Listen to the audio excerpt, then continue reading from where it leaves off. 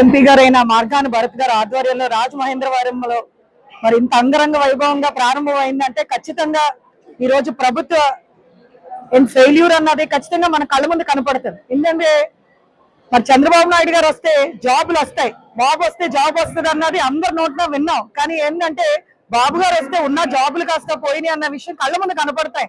మరి ప్రతి ఒక్క సచివాలయంలో ఎంతో మంది వాలంటీర్లు మరి 5,000 రూపాయలకు కూడా ఫ్రీగా చేయడానికి వచ్చిన వాలంటీర్స్ కూడా ఈ రోజున మరి వాళ్ళని జాబ్స్ లోంచి తీసేసి మరి గవర్నమెంట్ వస్తే ఖచ్చితంగా వాళ్ళని రెగ్యులరైజ్ చేస్తానని ఇచ్చిన మాట ఇక్కడికి వచ్చి చూస్తే అందరూ వాలంటీర్సే. మేడం మేడం మేడం అని ఎంత బాధ అనిపిస్తుంది అంటే ఈ రోజున జాబ్స్ లేకుండా వాళ్ళేమో రోడ్లు పడిపోయారు.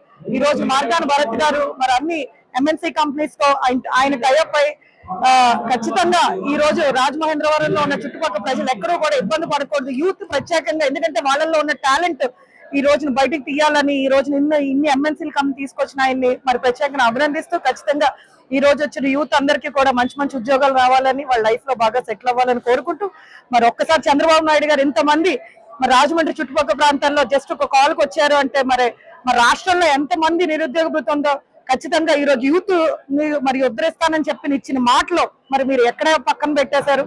అదే విధంగా మహిళలకి 1,500 రూపాయలు వేస్తాము నిరుద్యోగ కింద అని చెప్పి 18 ఏళ్లు నిండిన మహిళలకి ఏదంటే 1,500 రూపాయలు ఎక్కడ వేశారు? సో ఈ రకంగా ప్రశ్నిస్తూ పోతే మీరు ఏమీ చేయలేదని కళ్ళ ముందు కనపడుతుంది. ఖచ్చితంగా ఇప్పటికైనా ప్రభుత్వం యూత్ మీద అదే విధంగా మహిళల మీద ఖచ్చితంగా కాన్సన్ట్రేట్ చేయాలి, వాళ్ళందరినీ అప్లిఫ్ట్మెంట్ చేయాలని కోరుకుంటున్నాం.